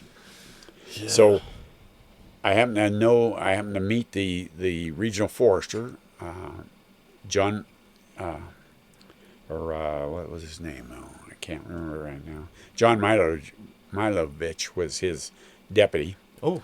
But at any rate, anyway, we got to meet him and talk to the Forest Service about packing, and we got to talking a good bit about it. And he said, we'll start that course out there, and we got it going, and awesome. it was moving along pretty good. And John Muma was the regional forester at that time, and I met with him a couple of days before. Bob, he had been reassigned from 9 Mile to in at the office on the Lolo Forest out at Fort Missoula. Oh. And his office was a house trailer out there. Oh, really? He didn't like that at all, and he wanted to be back out there. He had bought a house out there, as a matter of fact. Oh, really? So he was right there, Yeah. Yeah, well, at any rate, I talked to John Muma, and then about 3 days later or 4 days later, Bob and I had a meeting at the university where they were talking about some forest management program. Yeah. So he and I went to the university and met with those guys. Afterwards, we had coffee, and I said, what we ought to do? We ought to get them to build a show string of mules and horses and go around, mainly because, and I noticed it, we were going to have our state centennial. And I looked it up a little bit more, and I found out Wyoming, Idaho, and South Dakota were going to have their centennials within about 4 or 5 years. Oh, yeah. Right in there, right real close. Yeah. So anyway, I talked to John Muma about starting a pack train to build up the esprit de corps for the Forest Service, so that they would have something they could show. They could do parades and that kind of thing, go to rodeos and that kind of thing. Yeah. He said that's a good idea. So anyway, he brought the regional, or not the national. They go through a reevaluation of every region every year. They're one every year. Yeah. So he happened to be doing that in the year that I was talking about, and that was in 1988. Oh. And he did it out at and he brought that whole regional staff out to our packing class, which I would pack up. They would pack up. The students would pack up all the mules we had, which was all 9 Mile mules. Yeah. And we'd go into the hills there and set up a camp, and set up a lightweight camp. And I'd teach them cooking and all that other kind of thing there, how to take care of their stock in there. And then anyway, John Muma said, I'm going to bring this national team that's inspecting our region out to that. Can you cook for them? I said, geez, how many? And he said, about 30 of them. And he said, plus my class of 24. Oh, jeez. So I had a heck of a bunch. But anyway, 50 to 60 people. Yeah, I said, yeah, we can do something.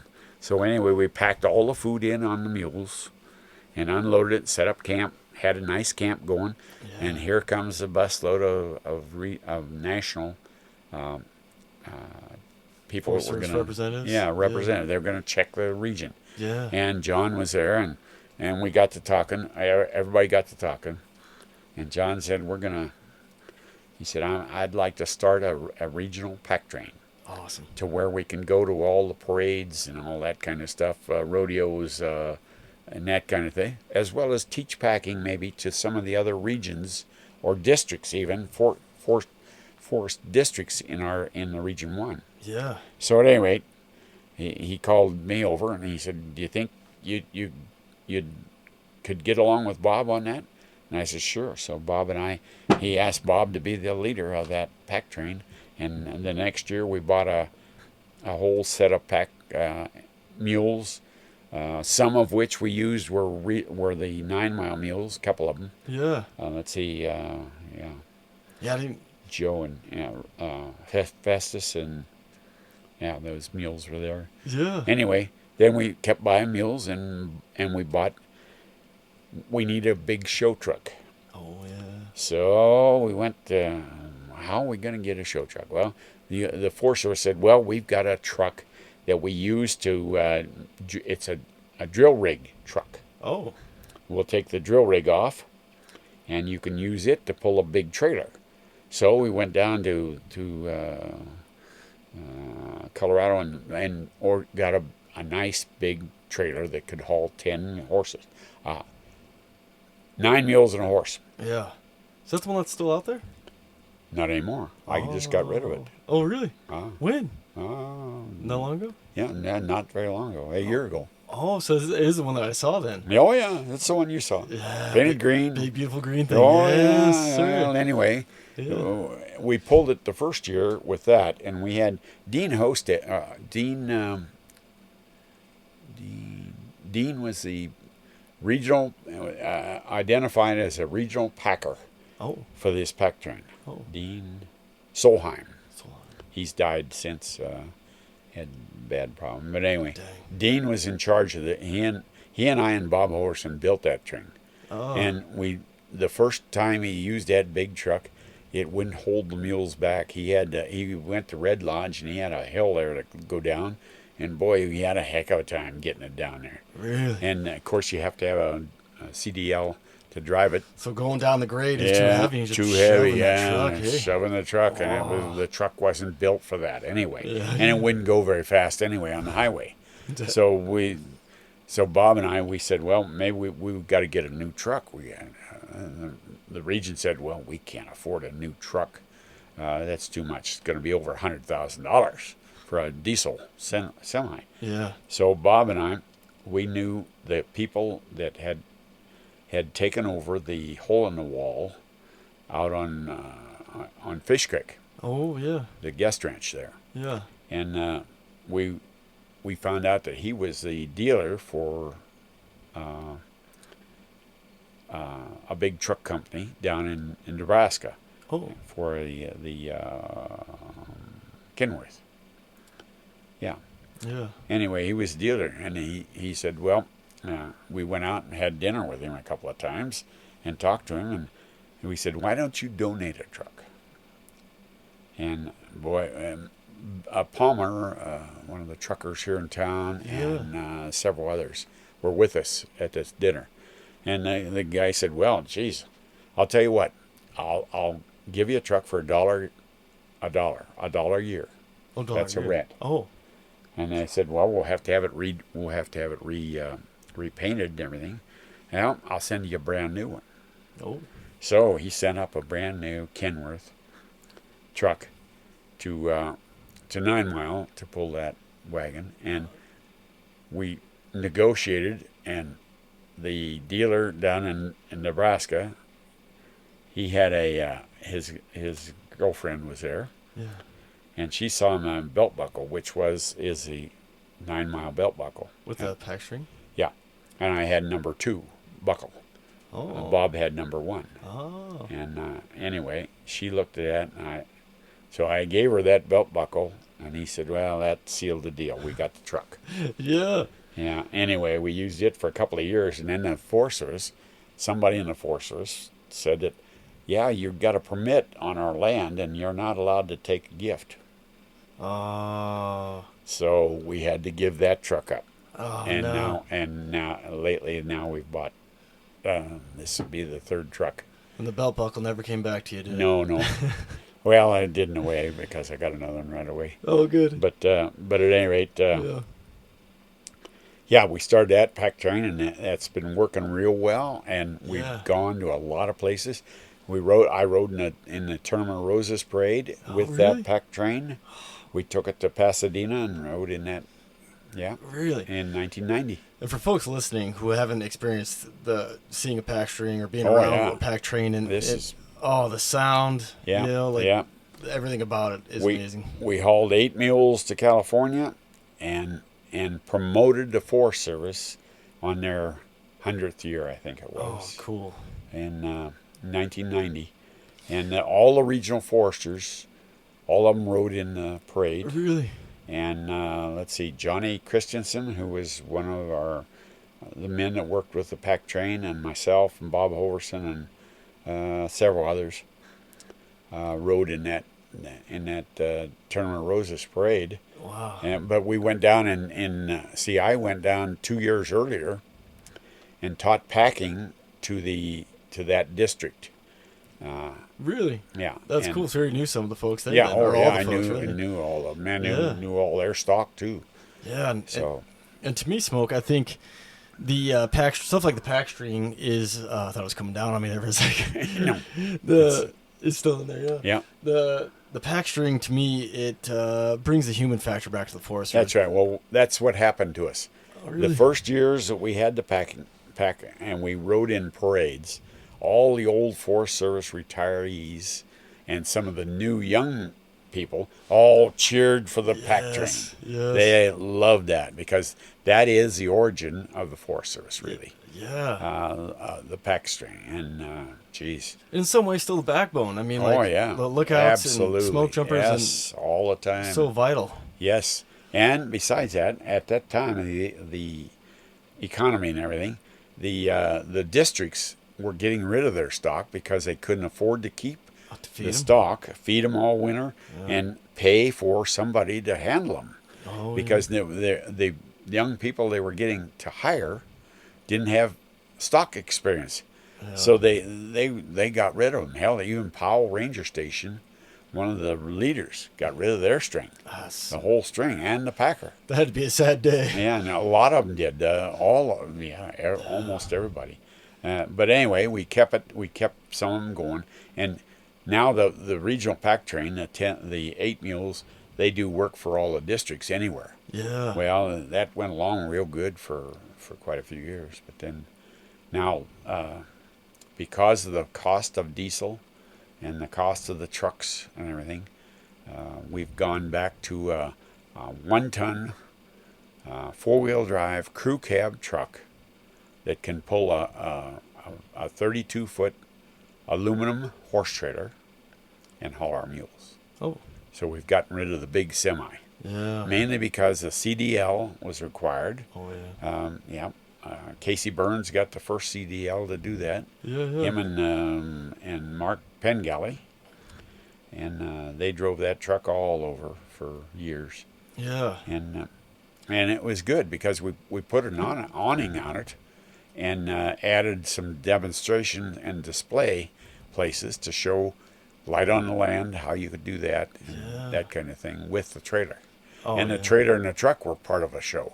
Yeah. You know? Yeah. Just themselves, right? Yeah, they were part of the show. Yeah. Oh, But we found out that big outfit was hard to get into a lot of the newer trailheads. Oh, I bet. They couldn't make the turns on the road, and the climb was too hard. Oh yeah.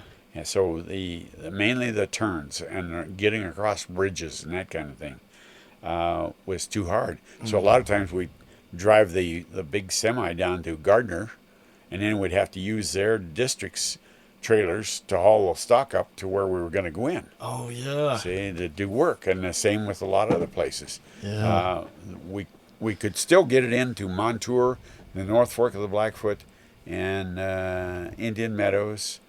Kind of making it for a pain for logistics, then Yeah. having to try to link up with folks and. That's right. So we had to get the smaller outfits. Yeah. Anyway, we're still running, and it's still going. We just had our board meeting.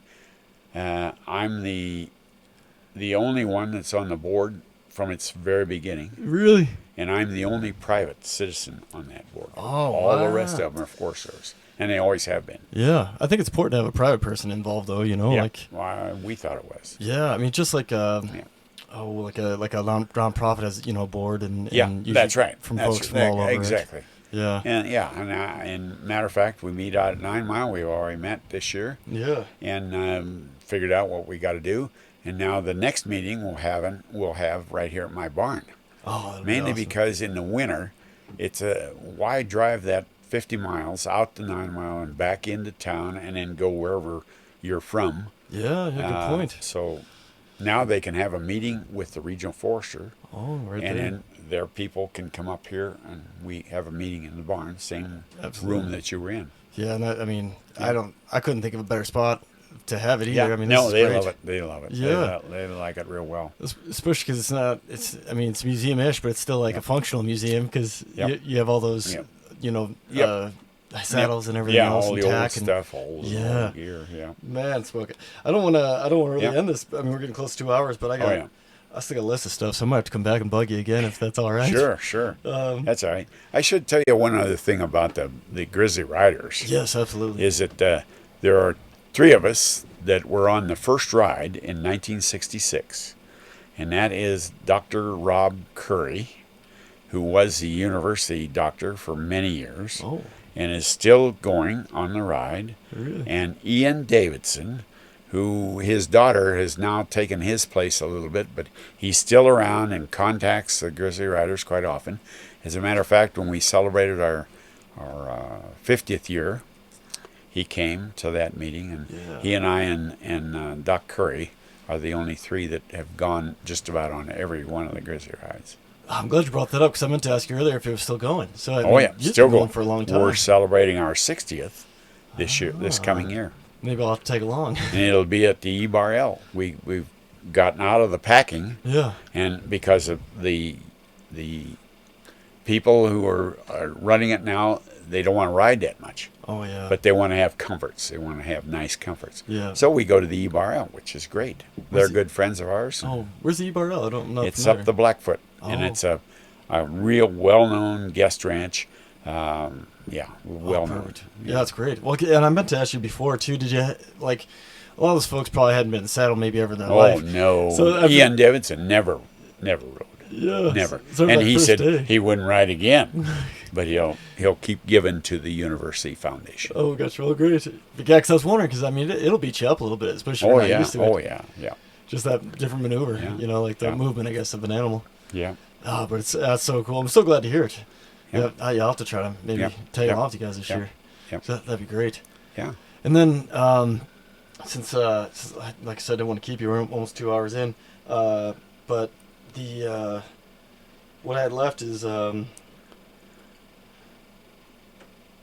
guessing. I guess we covered quite a bit. But your book. Yep. Do you have the one book out then, or do you have Yeah, more? well, a long time ago, I got together with Bill Brown, who was a veterinarian here in town. Oh yeah. He's retired now, and he and I did a book on packing mules and horses, and it's sold real well. It was published by Mountain Press here in town. Sold real well. They just quit printing it here about 2 years ago, Oh, gotcha. and I taught the packing class and up for about 50 years, a little over 50 years, and I had a student come, and she was from Germany. Oh, very cool. And she liked all the stories I was telling and about packing and all that kind of thing. Anyway, she called me up and she said, "Can we record your stories?" And I said, "Sure." So she'd come down twice a week. She only lives right above me here, just Oh, a little yeah. ways, not very far. And she would come down with a tape recorder and record my stories for. She did that for about 2 or 3 years. Oh wow. Almost every Tuesday and Thursday nights, and we'd sit out there in the barn. I'd tell stories for an hour or so, and then call it good. Yeah. Well, then, by golly, at about the end of it, which was about 3 years ago, 2 Yeah. years ago, she called me up. She said, "Can we do a book?" Oh. And I said, "Yes." So we started on a book, and Eva Magna is a lady that she's a university professor and came out of Germany. Yeah. Matter of fact, she's going back to Germany for a funeral on the 31st. Man. But at any rate, she did a great job. She took out my stories, and we kind of reorganized them a little bit, and she wrote a good book. Oh, that's and awesome. the book is sold real well. What's the title on that one there? It's Hush of the Land. Hush of the Land. Yeah. Yeah. That's what I saw when I looked it up. Yeah. And you had it on your table in there too, Yeah, huh? right. Yeah. Well, that's another book. Oh, it's a different one. Oh. Yeah. Before Eva decided that we could write a book, her and I had another lady, the ranger's wife from Seeley Lake, Oh. Tim Love. And Donna Love, his wife, she had written several kids' books for junior through senior high school. Oh, gotcha. That grade of kids. Yeah, yeah. And she wrote one about a dog that followed a pack string through the Bob Marshall, through the fires and all that. Oh, wow. And she's written a lot about the Glacier Park and about loons, cool. loons on the Seeley Lake. Yeah. Anyway, she come up and she said, "Let's do a book on mules." Well, I said, "Sure." So I taped all that. We taped all that, sat here and did all that. Yeah, yeah. And then all of a sudden Eva come up and with we're going to do a big book. You know? Oh. So that's when she dropped it. And then about, March. No, it was in the beginning of December, the end of November. She come up and she said, "I've rewritten it. And I'm going to publish it myself." So she published another book, and it's called Smoke and Mules. Smoke and Mules. Wow. And it's selling real good. Yeah, I'm going to have to look at both those. Cause, Yesterday I had to get people here. I sold about 5 of them right there. Really? Yeah. Oh, that is great. Yeah. Yeah. But she's publishing it. She went through Google and is publishing it herself. Oh, that is cool. Well, talented person, eh? Yeah. Oh, yeah. Man. Good. And she's a good writer. She wrote nice stories about all my mules. Not all of them, but a lot of my mules. That's a talent. Not everyone can do that for sure. I guess you know Shannon. Yeah. Yeah, well, her mother's my daughter. Yeah. Tammy. And Tammy even has a couple of stories in there. Right. I was wondering, because when Jonah was going, Shannon's husband Jonah, when he was going through the tumor stuff. Yep. And they were writing like a blog, to keep people updated on what was going on, and so they wouldn't have to call everybody.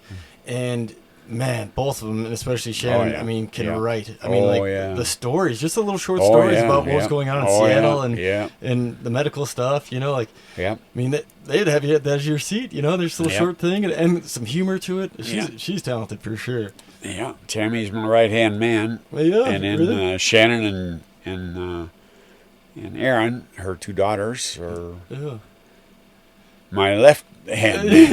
yeah, totally. But they come up and help me all the time. Matter of fact, Aaron's up there now. Oh, gotcha. Well, shoot, I won't keep you too much longer then. Yeah. Because she's probably waiting on you, huh? No. Oh, all right. She's working with Thelma.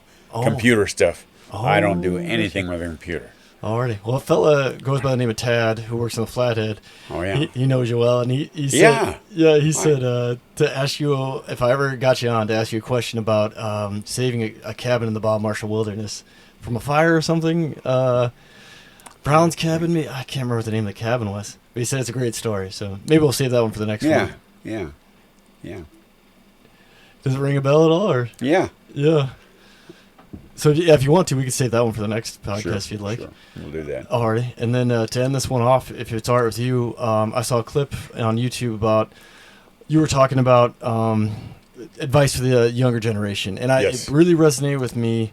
And I don't want to spoil it before you get into it, but just that for the next generation, that I think the lady interviewing you said two things of advice for the younger generation. Do you remember what I'm talking about? Yeah, I think I do. Yeah.